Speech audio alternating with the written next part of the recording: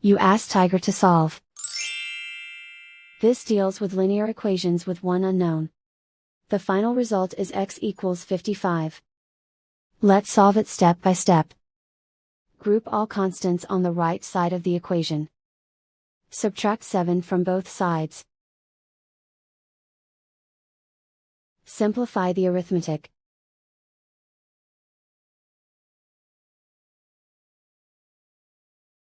Isolate the x. Multiply both sides by 5. Group like terms. Multiply the coefficients. Simplify the fraction. Simplify the arithmetic. And so the final result is x equals 55.